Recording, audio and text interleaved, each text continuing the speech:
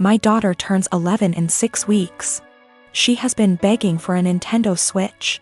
Due to poor grades and overall bad attitude, we decided not to get a Switch.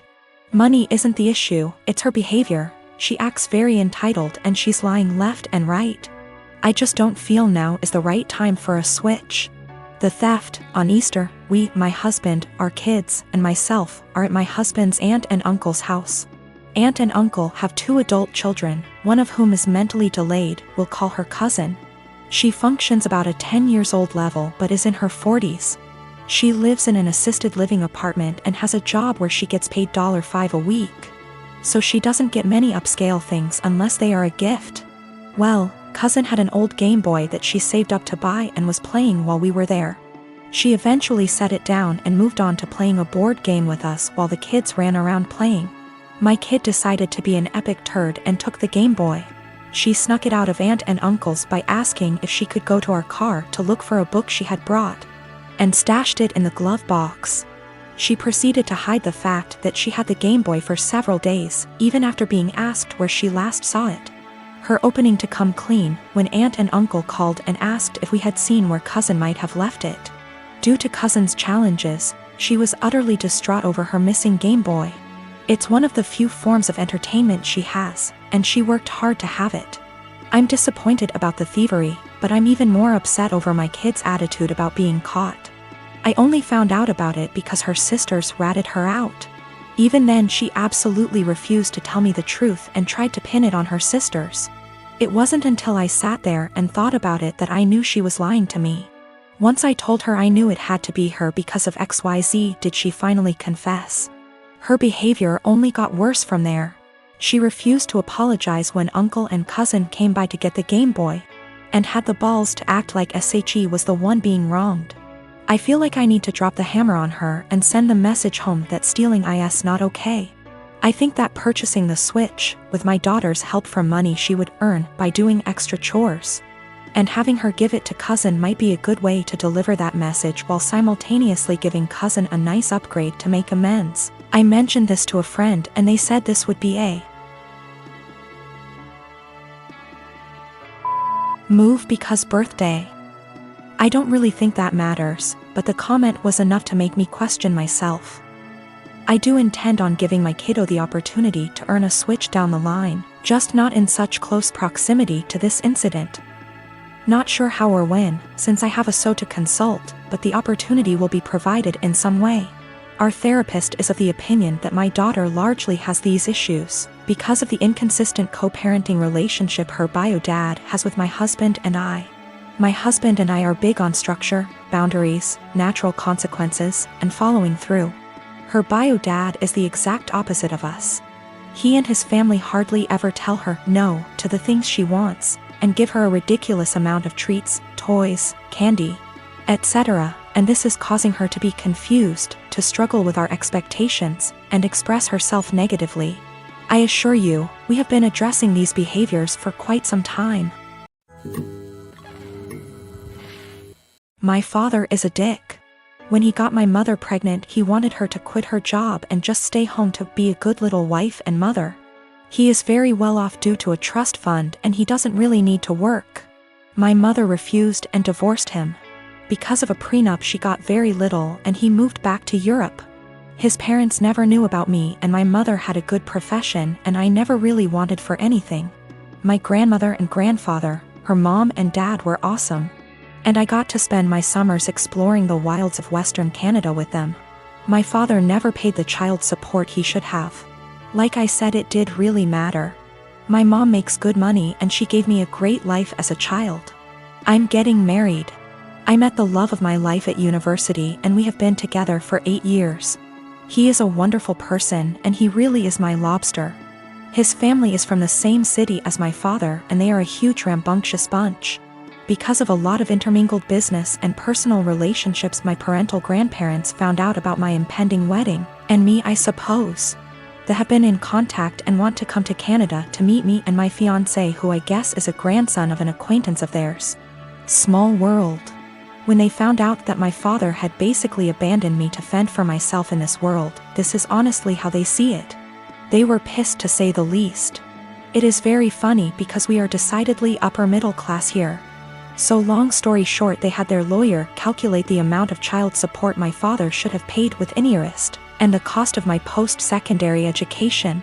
They then gave me this as a gift. What I didn't know was that it came out of my father's yearly draw on his trust fund.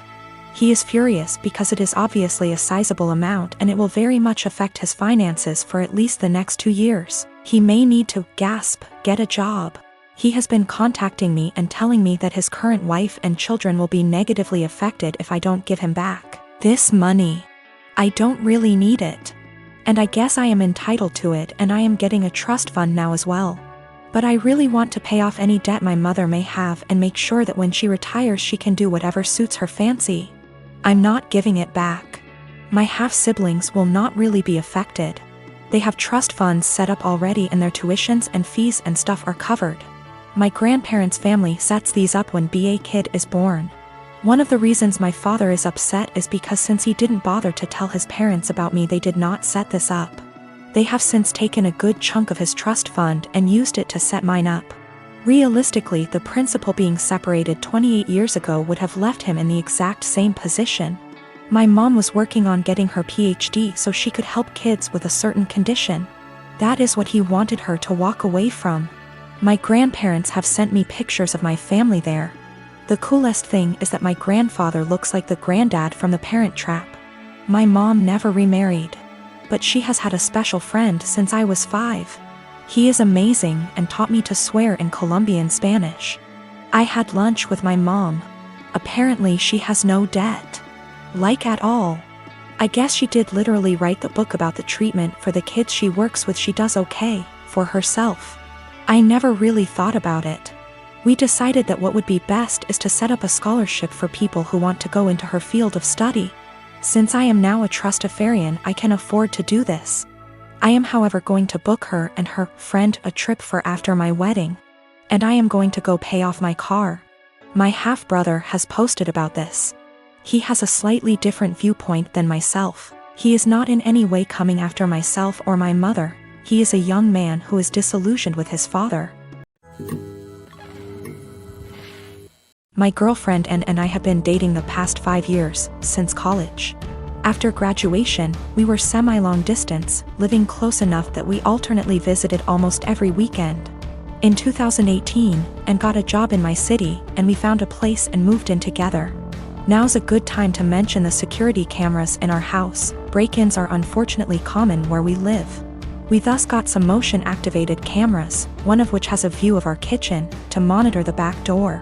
The cameras only record when there's motion so they can retain footage for a very long time. And of course knows this. About a year ago, and started complaining I wasn't contributing equally to chores. I've been obsessive about chores my whole life. Growing up, not doing the dishes meant no video games for a week. When I lived with roommates, I was always the chore Nazi, making damn sure we all stuck to our chore wheel. And is just as fastidious about chores, so we just naturally alternated who did what. I'd just been brushing her remarks off, but over the last few months they've become much more aggressive. E.g. I was vacuuming and said, "Look at you finally cleaning up around here." I replied that we alternated vacuuming, to which she retorted, "No, you've vacuumed maybe twice since I moved in." Exchanges like this have been happening so frequently that I began to doubt my own recollection. Am I not as clean as I thought? Finally, she exploded at me last week. She said that having to stay home constantly over the past weeks exposed how little I do around the house, and that she didn't move in just to be my maid. Questioning my own sanity, I spent a few hours going through the entire 1.5-year archive of security camera footage, and tallied the exact number of times the kitchen cam caught each of us doing dishes. Our cleaning supplies, vacuum, mop, etc., are in the kitchen pantry, so I also tallied up how many times we grabbed cleaning stuff. To my vindication, the tally showed that we indeed split chores equally. She vacuumed / mopped 5 more times than I did. I did dishes 20 more times than she did. Given that we vacuum / mop at least once a week and do dishes at least every day, these are insignificant differences over the year and a half we've lived together. When I confronted Anne, she shrugged off her behavior as remembering things differently, but the real sin here was what I did. which she called an unforgivable violation of her privacy, akin to abusive stalking. She has broken up with me and is trying to move out, although obviously this is difficult due to current circumstances. I'm totally heartbroken, and was the love of my life, and I can't believe she destroyed our relationship like this. To make matters worse, she told many of our friends, who are mostly siding with her. They've been texting me that what I did was creepy, abusive, controlling, invasive, etc. I'm at a loss. I'm beginning to think I'm the one who's off base here. My husband doesn't like to go out much. It's not something that I've ever faulted him for or been mad at him about. We've never gotten in fights about it till now, and it's something he told me up front when we had first gotten in the relationship 4 years ago. I'm never going to be the kind of person that likes to go out a lot. I just want to hang out at home. And I of course said that it was fine because that's not a flaw to me, it's just a character trait. I used to suffer from depression due to a lot of traumas in my life.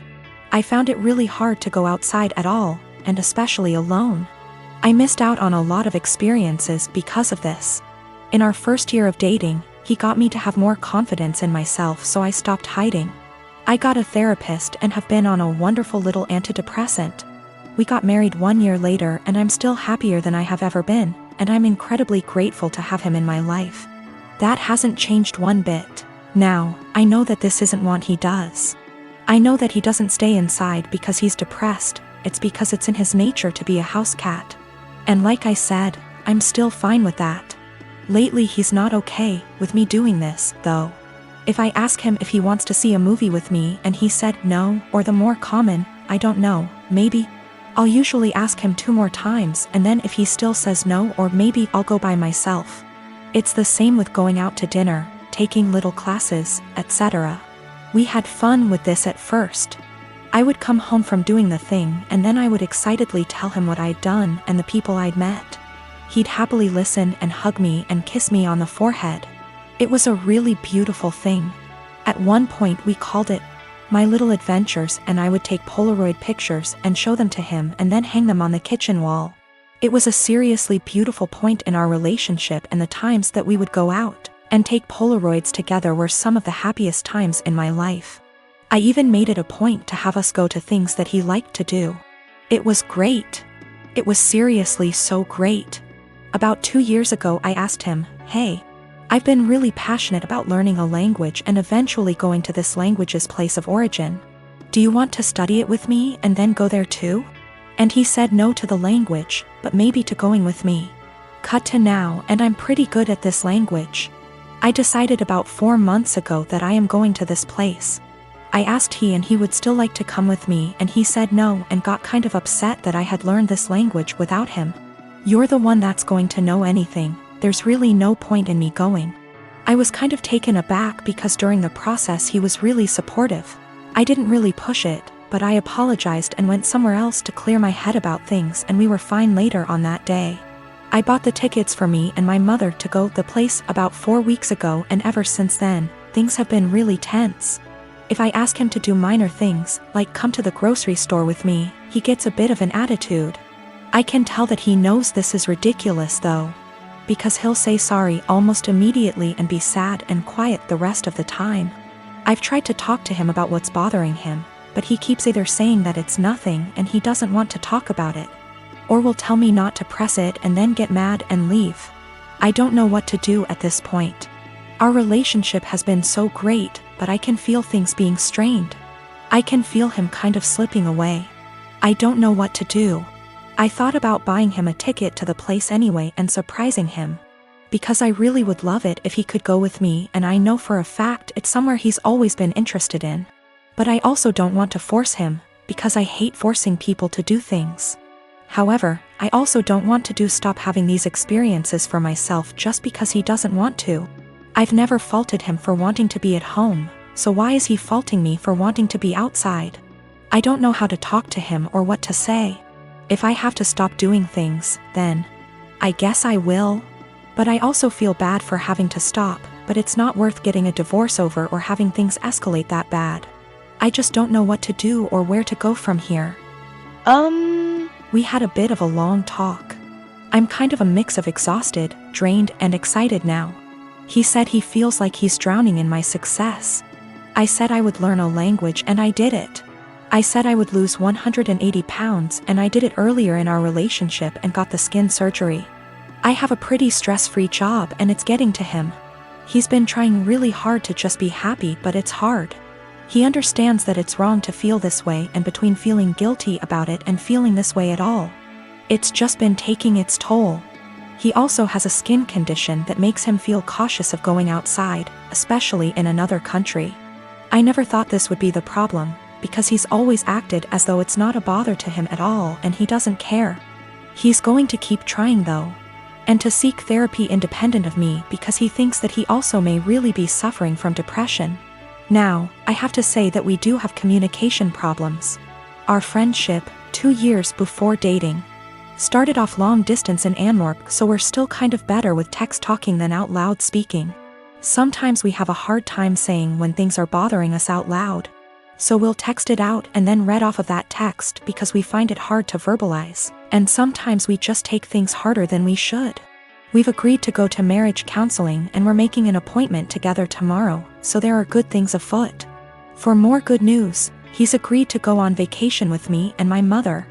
I messed up in this, too. I like to think that hearing maybe or other apathetic answers instead of just yes or no didn't bother me, but it did. And sometimes, as some people pointed out, I would get kind of passive-aggressive about it.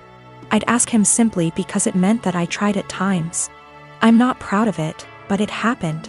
I'm going to work on that more in myself as well.